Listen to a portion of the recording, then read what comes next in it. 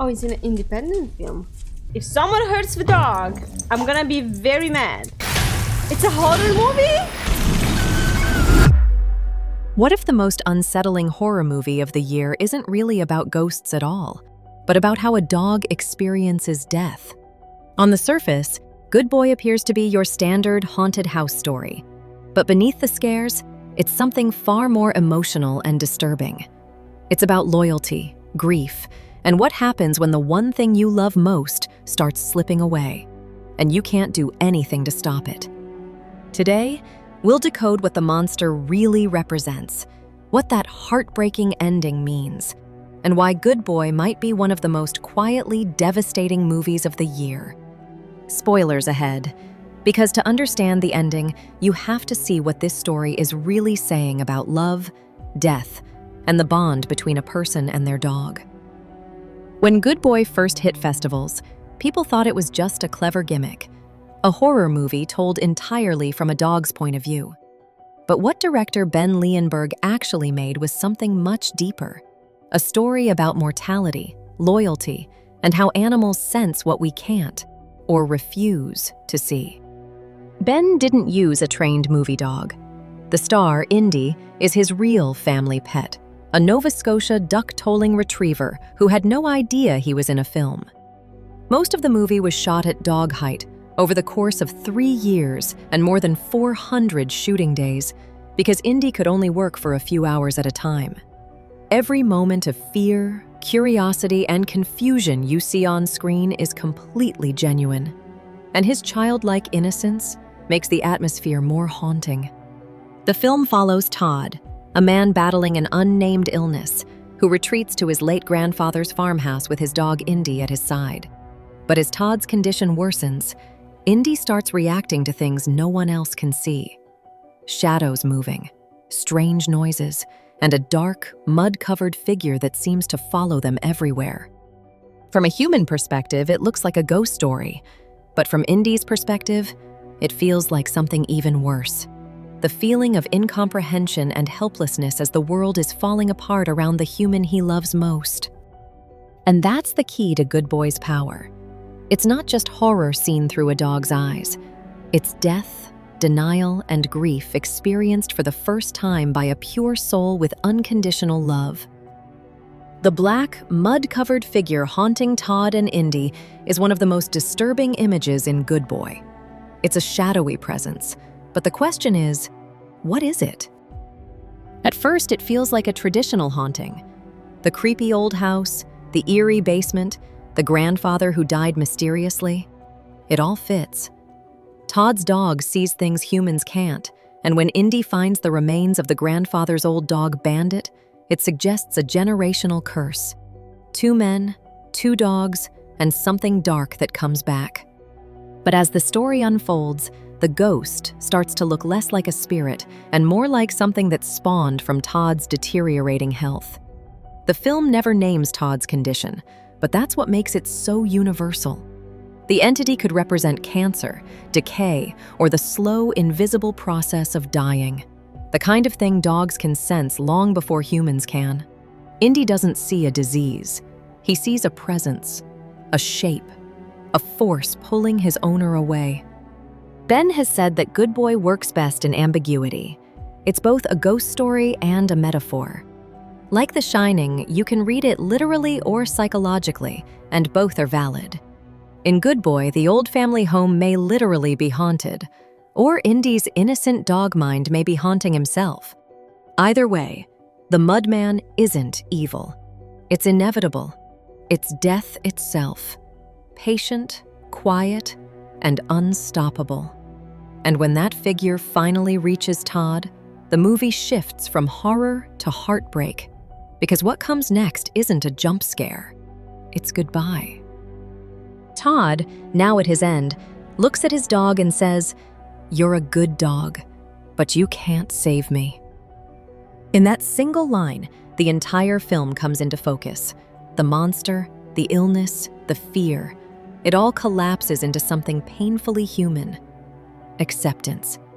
Todd accepts his fate, but Indy doesn't understand what death means and isn't ready to let go. its loyalty meeting loss in its purest form. Up until this point, Indy has done everything a good boy should, staying close, comforting his owner, even risking his life to protect him. But for the first time, love isn't enough. That helplessness hits harder than any supernatural horror ever could, because every pet owner knows this feeling. Watching someone fade away and realizing there's nothing you can do. Cinematically, Ben makes it even more devastating. The camera stays low, at Indy's eye level, forcing the audience to experience the moment from the dog's perspective, confused, desperate, and loyal to the end. The muddy blackness crawling over Todd's skin isn't just a visual effect, it's the physical form of the thing Indy can't fight. The angel of death taking the person he loves. This is where Good Boy transcends the genre. The jump scares fade, the house stops creaking, and all that's left is grief. Simple, quiet, and real. But the story doesn't end here, because what Indy does next isn't just survival. It's a choice. After Todd's death, Good Boy reaches its quietest and most powerful moment. Indy sits alone in the wet basement, the same place where the grandfather's dog, Bandit, once died, waiting for his master. The door above him is closed, the shadows are still, and for a moment, it feels like history is about to repeat itself. Then, the cellar door creaks open. It's Vera, Todd's sister, calling down through tears, begging Indy to come out. He looks toward her, but he doesn't move. Instead, he turns back toward the darkness, where he hears Todd's familiar whistle echoing from the cave below. It's the sound he's heard his entire life, and now it's coming from somewhere he can't follow. That's when the real meaning of Good Boy comes into focus. The story isn't about survival in the literal sense. It's about choice. For the first time, Indy hesitates between two worlds, the one of life, warmth, and light, and the one where his love still lingers in the dark. Ben described this moment as Indy's final test. The grandfather's dog, Bandit, chose to linger in the dark, and he ultimately succumbed to it. Indy chooses differently.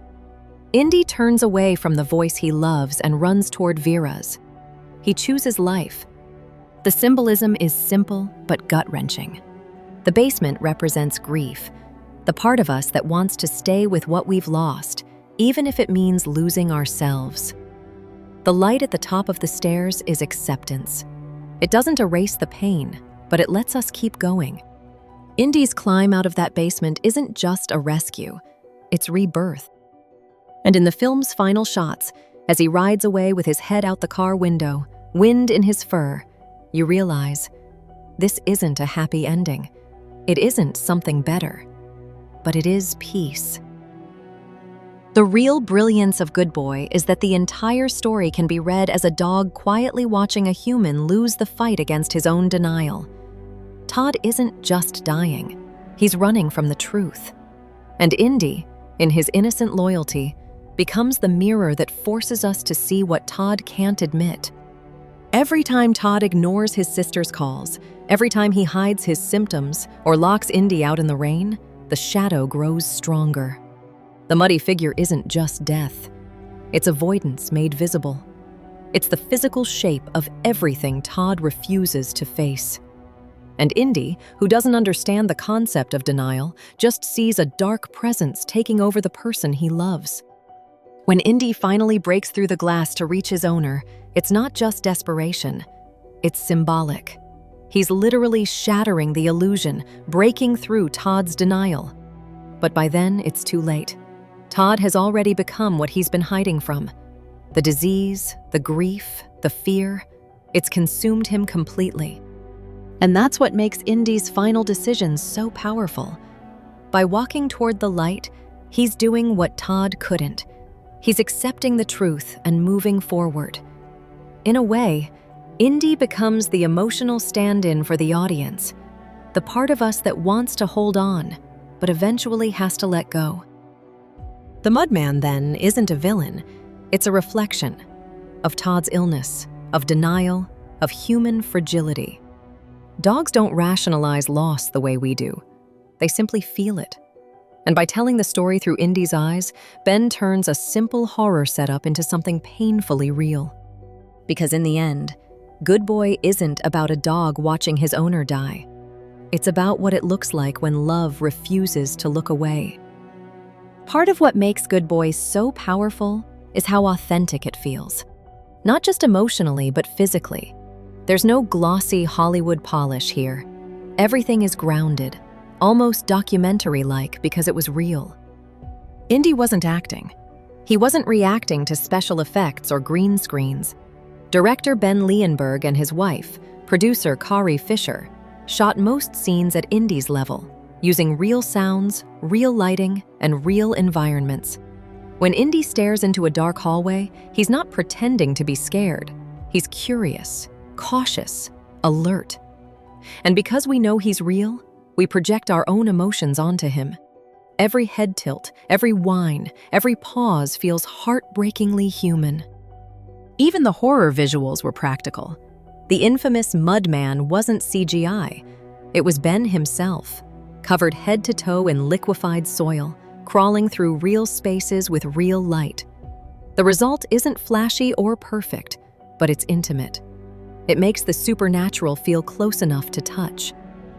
And then, just when the emotions peak, the post-credits footage pulls us back to reality. We see Indy safe and happy.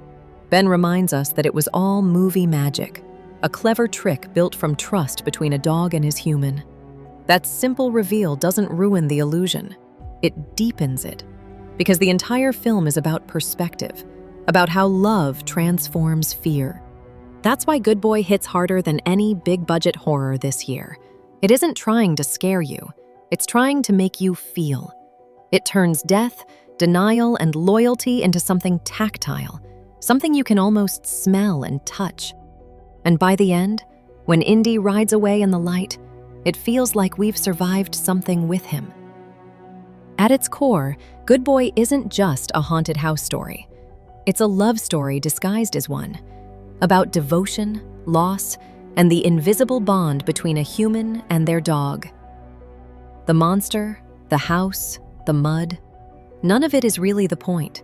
They're just the language the film uses to talk about something every person eventually faces, helplessly watching someone you love slip away. Through Indy's eyes, death becomes both terrifying and sacred. He doesn't understand what's happening and he's scared, yet he refuses to leave.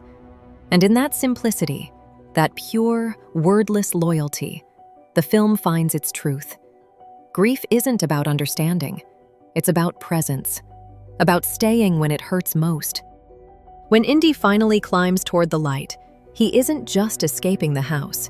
He's doing what every grieving soul eventually has to do, choosing life over loss.